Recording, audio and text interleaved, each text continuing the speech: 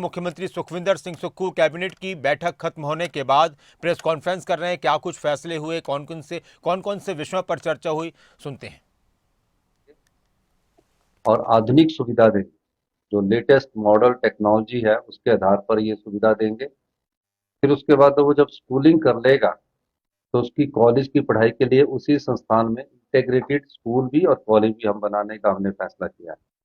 तो इस दृष्टिकोण से आज के शुभ दिन हमने ये फैसला उन दिव्यांग बच्चों के लिए किया है जो किसी न किसी कारण से शिक्षा से ना छूट जाए और उनको उनको शिक्षा के स्तर में बेस्ट शिक्षा मिले। इस दृष्टिकोण से हमने ये फैसला किया। दूसरा फैसला हमने कहा था पहले भी कि हाटी के संदर्भ में हमने केंद्र सरकार को, जब लॉ डिपार्टमेंट ने हाटी से संदर्भ हमसे पूछा था तो उसमें एससी के बारे में क्लैरिफिकेशन हमें चाहिए। लॉ डिपार्टमेंट ने जब कुछ ऑब्जेक्शन पेश किए, हमने सितंबर में हाटी के बारे में क्लैरिफिकेशन भारत सरकार को भेजी और समय समय पर मेरी इस मामले में गृह मंत्री जी से भी बातचीत होती रही। मुझे खुशी है जो हाटी समुदाय के लोग हमारे क्षेत्र में रहते हैं, उसमें परसों रात को हमको ये फैसला हमारे पास आया और हमने उस फैसले को विस्तृत पढ़ा और आज जैसे ही तत्काल हमारा ऑफिस खुला, हमारी कैबिनेट ने हाटी समुदाय को एसटी का दर्जा देने की अधिसूचना जारी कर दी है। शेड्यूल ट्राइब की सूचना जारी कर दी है और हमने तो उस समय भी कहा था कि जैसे ही हमें उसकी क्लैरिफिकेशन आएगी हम 24 घंटे के भीतर इस अधिसूचना को लागू कर देंगे। लेकिन अभी तो 24 घंटे हुए नहीं है, हमने तो उनको 10 घंटे के भीतर ही लागू कर दिया है। और इस संदर्भ में इस सूचना के बारे में मैं 3 तारीख को नाहन में जाकर लोगों को भी इस बारे में संबोधित करूंगा कि जो हाटी समुदाय काफी समय से इसको मांग कर रहा था, काफी सालों से सर कांग्रेस की जो पिछली सरकारें थे उन्होंने भी इस केस को आगे बढ़ाया और आज उस समुदाय के जो एसटी का दर्जा देने की बात है उसको भी इस आज साल के पहले दिन हमने उसकी नोटिफिकेशन करके इसे लागू कर दिया। तीसरा फैसला हमने उन रोजगार युवाओं से संबंधित किया जो रोजगार युवा गांव में रहता है, गांव के परिवेश में पला बड़ा है, गांव में अपना जीवन यापन कर रहा है। क्योंकि 90% के करीब हमारी युवा जो है वो गांव में ही रहती है। हमारे जो परिवार है गांव में ही रहते हैं, शहर बहुत कम है हिमाचल प्रदेश में। हिमाचल प्रदेश की 90% पॉपुलेशन गांव में रहने वाली है। उनके लिए कैसी योजना लाई है, हमारी कैबिनेट ने आज विस्तृत विचार विमर्श किया और विचार विमर्श करने के बाद हमने एक फैसला किया कि जो हमारी स्वरोजगार योजना है उस योजना को बढ़ावा देने के लिए हम ये योजना लेकर आए। हम राजीव गांधी स्टार्टअप योजना जो सोलर पावर प्रोजेक्ट से संबंधित है, ये फेज 2 है। प्रथम चरण ई व्हीकल का था। राजीव गांधी स्टार्टअप योजना का जो सोलर पावर प्रोजेक्ट योजना का फेज 2 को आज हमने कैबिनेट ने अनुमति दी। इसमें जिसके पास 3 बीघा जगह होगी उससे सरकार उस युवा से 10% उस पावर प्रोजेक्ट की कॉस्ट की सिक्योरिटी लेगी। जैसे कि 3 बीघा में 40 लाख का power project solar power project लगता है। सोलर पावर प्रोजेक्ट से संबंधित योजना है। अब 40 लाख में अगर मार्जिनल मनी उसकी देखी लगेगी तो 10 लाख लगनी चाहिए अगर वो बैंक से लोन लेता है। हमने उसकी मार्जिनल मनी को सिक्योरिटी के रूप में कन्वर्ट कर दिया और सिर्फ 40 लाख के पावर प्रोजेक्ट में जो 100 किलोवाट का होता लगता है उसको 4 लाख रुपया सिक्योरिटी जमा करवानी पड़ेगी और सरकार से उसकी जो 3 बीघा जगह है हर महीने उसको 20,000 रुपया सरकार से मिलेगा। यानी कि 1 साल का उसको 2,40,000 रुपया सरकार से मिला करेगा। ये योजना इसलिए लाई गई है, कई हमारे युवा साथी, मैं कई बार जाता हूँ, देखता हूँ, चंडीगढ़ में देखता हूँ, दिल्ली में देखता हूँ, कई प्रकार के हॉस्पिटलिटी सेक्टर की जॉब वो करते हैं। तो मैंने उनसे पूछा कि आपको कितना पैसा मिलता है, तो कहते हैं कि हमें 14,000 मिलता है, 15,000 मिलता है। तो मैंने उनसे पूछा कि आपके घर में कितनी जगह है, तो कहते हैं हमारे पास 3 बीघे भी है, 5 बीघे भी है, 10 बीघे भी है, 10 कनाल भी है, 20 कनाल भी है। तो मैंने उनसे बात की और उनसे बात करने के बाद हमने पाया कि कई युवाओं के पास पैसा नहीं होगा। अगर उनके पास जगह है तो पैसा नहीं होगा। तो अगर वो अपनी जगह देते तो सरकार की तरफ से 100 किलोवाट का पावर प्रोजेक्ट लगाने के लिए 20,000 रुपया पर मंथ मिलेगा। अगर वो 250 किलोवाट का 200 किलोवाट का लगाता है तो उसको 40,000 पर मंथ मिलेगा। अगर वो 500 किलोवाट का लगाता है, उसके लिए 10 बीघा जगह चाहिए, तो उसे 1 लाख रुपया पर मंथ मिलेगा और साल का उसको 12 लाख रुपया मिलेगा। 1 लाख की कॉस्ट हुई उसकी। अगर उसको दो 500 किलोवाट का प्रोजेक्ट लगाने के लिए उसको 2 करोड़ रुपए खर्च करना पड़ेगा। 2 करोड़ तो खर्च कर नहीं सकता, और 2 करोड़ में अगर वो 25% भी मनी ले तो भी वो 50 लाख रुपया नहीं लगा सकता, लोन नहीं उठा सकता। तो लोन जो इक्विटी है वो सरकार वहन करेगी, यानी कि उसको सिर्फ सिक्योरिटी जमा करवानी पड़ेगी। और जो 2 करोड़ प्रोजेक्ट होगा उसमें 20 लाख रुपया 10% सिक्योरिटी जमा करवानी पड़ेगी। तो 10% 20 लाख रुपया हो गया। उसको हर साल 1 लाख रुपया बिजली बोर्ड सरकार की तरफ से उसको मिलेगा। इसके लिए 240 करोड़ रुपए की उन युवाओं को जो गांव में रहता है रोजगार देने के लिए सरकार की तरफ से इक्विटी बिजली बोर्ड को दी जाएगी। वो इक्विटी सरकार की तरफ से दी जाएगी और उसे 25 साल तक अगर उसने 500 किलोवाट का लगाया, 100 से 500 किलोवाट की लिए योजना है, सोलर पावर प्रोजेक्ट की योजना है। अगर उसने 500 किलोवाट लगाया तो 500 किलोवाट में उसे 12 लाख रुपया साल का मिलेगा और ये 25 साल तक चलता रहेगा। तो ये योजना सिर्फ स्वरोजगार की तरफ बढ़ने के लिए ये दूसरा चरण है। इसी राजीव गांधी स्टार्टअप योजना का भी तीसरा चरण भी आने वाला है। हम चाहते हैं कि ग्रामीण अर्थव्यवस्था को मजबूत किया जाए। गांव की अर्थव्यवस्था कैसे मजबूत होगी? जब गांव के युवा साथियों के हाथ में रोजगार आएगा। हमारे यहाँ जमीन भी कम है। अगर हम जमीन कम है तो अगर वो जमीन में कोई कई बार बंदर फसलों को नष्ट कर देते हैं। लोगों ने फसल उगाना भी बंद कर दिया है। तो वो अपनी जगह सोलर पावर प्रोजेक्ट के लिए दे सकते हैं और उनका पैसा कम लगेगा। लेकिन उसकी मेंटेनेंस जो है उसके उसी आदमी को करनी पड़ेगी जिसकी जगह में ये सोलर पावर प्रोजेक्ट लगेगा। तो प्रत्येक परिवार से एक व्यक्ति को सोलर पावर प्रोजेक्ट लगाने के बाद जिसके पास जगह है उसको इस योजना का लाभ मिलेगा। तो ये 3 योजनाएं आज हमने हिमाचल प्रदेश के युवाओं के हित में, हिमाचल प्रदेश की जनता के हित में और जो दिव्यांग है उनके हित में हम ये 3 योजनाएं लेके आए हैं। और आज के शुभ दिन पर हम इन तीनों योजनाओं का शुभारंभ करना चाहते थे। इस शुभ दिन को नववर्ष के शुभ दिन पर हमने इन 3 योजनाओं का शुभारंभ करने की फैसला किया है। और इसके लिए मैं अपने सभी मंत्रिमंडल के सदस्यों का बहुत धन्यवाद करना चाहता हूं। और जो हाटी के हमारे सिरमौर के जो लोग ट्रांसगिरी के हैं उनको भी बहुत बहुत मुबारकबाद देना चाहता हूं कि हमारी सरकार ने जैसे ही हमारे पास नोटिफिकेशन आई हमने कहा था आपको हमने हाटी एसटी का दर्जा हाटी समुदाय को उपलब्ध करवा दिया है, जिसकी विधिवत घोषणा भी नोटिफिकेशन भी हो गई है। और विधिवत घोषणा 3 तारीख को जो मैं नहाना होगा वहां मैं करूंगा। आप लोगों का बहुत बहुत धन्यवाद। जय हिंद। अच्छा, एक और हमारी सरकार ने फैसला किया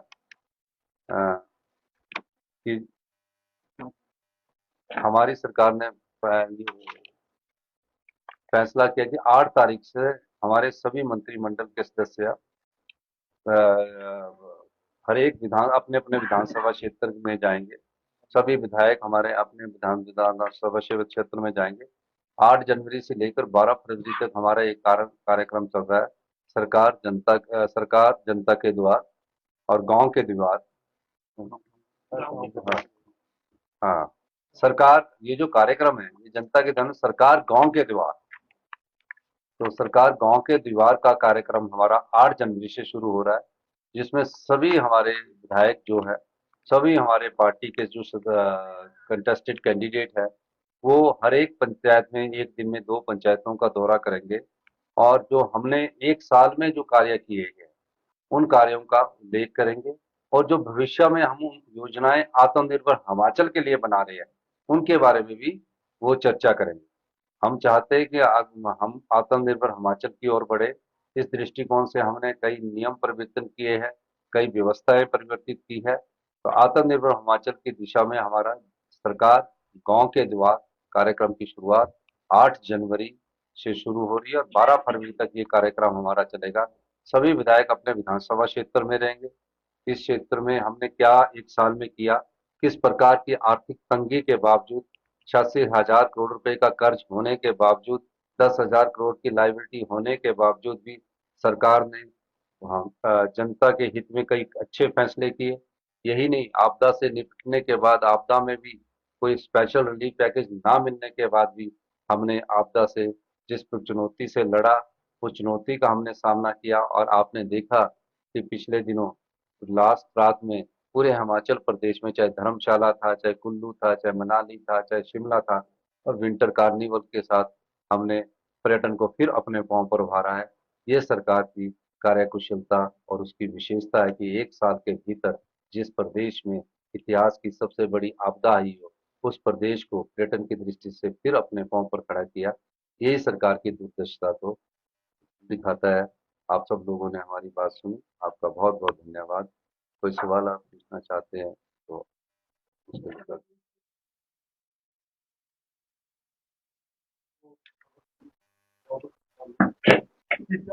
आपने जो तो ये प्रतिनियुक्ति पर दिल्ली में भी बैठते हैं, पूरे देश में जाते हैं, इधर भी आते हैं। क्या ये आर्थिक स्थिति को लेके घबराहट है? ये मामला नहीं हमारे या राजनीतिक इसमें है? नहीं, जब हमारा राजस्व भी 100 रुपये है और खर्चा 170 रुपये है, 70 रुपये की पूर्ति के लिए हमें कहाँ से 70 रुपये करने हैं, उसके लिए हमें कई चीजों से गुजरना पड़ता है। कई प्रकार के कर्जों से हमें आगे आना पड़ता है, कर्जे को चुकाने के लिए भी कर्जा देना पड़ता है। तो इन सब दृष्टि से जो भी हमारी आर्थिक योजनाएं हैं जो दिल्ली से मिलनी चाहिए, उसको तो हम करते ही है। लेकिन अब किस प्रकार की योजना है, क्या हमारी प्रदेश की भौगोलिक स्थिति के हिसाब से ठीक भी है, उस दृष्टि से भी हम देखते हैं। अब भारत सरकार ने हमारे पर जैसे कि 3 साल में पहले एक्सटर्नल बोरिंग क्या होती थी, मैं आपको कुछ एक स्पष्टीकरण देना चाहता हूँ। इससे पहले जो एक्सटर्नल बॉडी जैसे कि एडीबी प्रोजेक्ट था, वर्ल्ड बैंक प्रोजेक्ट था, जायका प्रोजेक्ट था, उस पर कोई लिमिट नहीं थी। हमारी सरकार पर 3 साल में सिर्फ 2900 करोड़ रुपया खर्च करने की लिमिट लगा दी गई है। यानी कि वर्ल्ड बैंक हमें, जायका हमें, एडीबी हमें, एएफडी हमें और बोरिंग होती है 2900 करोड़ से ज्यादा नहीं ले सकते। अब हमारे कई ऐसे प्रोजेक्ट है, 2700 करोड़ का हमारा टूरिज्म का प्रोजेक्ट है, रोप बेस का 1500 करोड़ का प्रोजेक्ट है। तो 3 साल में यानी एक साल में हम 900 करोड़ की एक्सटर्नल बोरिंग ले सकते हैं। तो जो फाइनेंशियल हालत पिछली बार नहीं थी, पिछले जब से कांग्रेस की सरकार है तो काफी कुछ आर्थिक हालत में पाबंदियां लगी। सीएम साहब, आई हैव अ क्वेश्चन कि आपने जब आप व्हेन यू अज्यूम पावर, आपने तो कहा था कि कांग्रेस का एक जो वो है जीरो टॉलरेंस फॉर करप्शन, और शिमला स्मार्ट सिटी प्रोजेक्ट में भी एक अनाउंसमेंट हुआ था कि हम इंक्वायर करेंगे। जो पाइप का घोटाला हुआ या खरीद हुई, उस पर भी हम उसको इंक्वायर करेंगे। Then also about the stone crusher. तो अभी तक इनमें से कहाँ कहाँ पे इंक्वायरियां हो चुकी और कितनी कंप्लीट हुई है? देखिए, जो इंक्वायरीज की बात है, हमारे पास जो भी रिटर्न में कंप्लेंट आएगी, शिकायत आएगी, उस पर सरकार अमल करती है। मैं मुबारकबाद देना चाहूंगा हिमाचल की जनता को और हिमाचल के सभी सदस्यों को कि जो हमारी नीति है जीरो टॉलरेंस अगेंस्ट करप्शन, उसके साथ हम चल रहे हैं और हिमाचल में पिछले एक साल में हमारे सरकार में ऐसा कोई मामला नजर नहीं आया। लेकिन जो पिछली सरकार में जो आप कह रहे हैं कि पाइप्स की खरीद हुई है या स्मार्ट सिटी में जो घोटाले हुए हैं, और उस दृष्टि से हमारी सरकार पूरा सब प्रकार से रिपोर्ट्स एकत्रित करेगी और जो कोई रिटर्न में हमें कोई कंप्लेंट देगा और जहां हमें भी लगेगा सुमोटो अगर हमें भी लगेगा, उस पर कार्रवाई की जा सकती सर, मेरा सवाल ये है कि सरकार 2023 में अपनी बजट घोषणाओं पर कितना खरा उतरी है। दूसरा सवाल सर, हाटी को जनजातीय दर्जा देने की घोषणा राज्य सरकार ने तो जारी अधिसूचना कर दी है। लेकिन इसमें सवाल ये है कि एसटी और ओबीसी के लोग कह रहे थे कि हमें इसमें इंक्लूड ना किया जाए। सवाल मेरा आपसे ये है कि क्या उनको इसमें इंक्लूड किया गया है?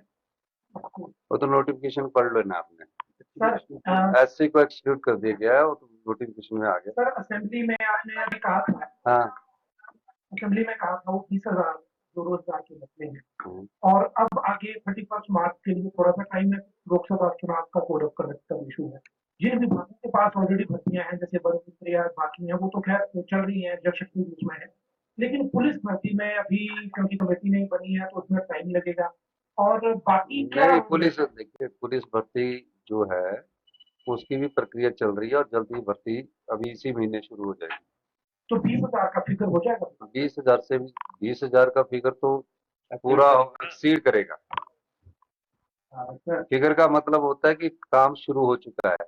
अभी कई 600 के करीब तो स्टाफ नर्सेज अभी भर्ती होने शुरू हो चुकी है, और भी कई चीजों में रोजगार के अवसर मिल रहे हैं, जैसे ई व्हीकल है, ये सोलर पावर आ गई, तो 20,000 से तो काफी ऊपर चला जाएगा। सरकार, मैंने ये कहा कि सरकार में 20,000 भर्तियां होंगी, बाकी रोजगार का अवसर तो कहीं और जगह चलेगा। 2 कैबिनेट मंत्री शामिल किए हैं सर, संविधान क्या कहता है इस विषय में, क्या इतने दिन बिना विभाग के मंत्री रह सकते हैं? और दूसरा ये सर, दिक्कत कहाँ आ रही है? क्या कांग्रेस हाईकमान या फिर आपस में बात नहीं बन पा रही है?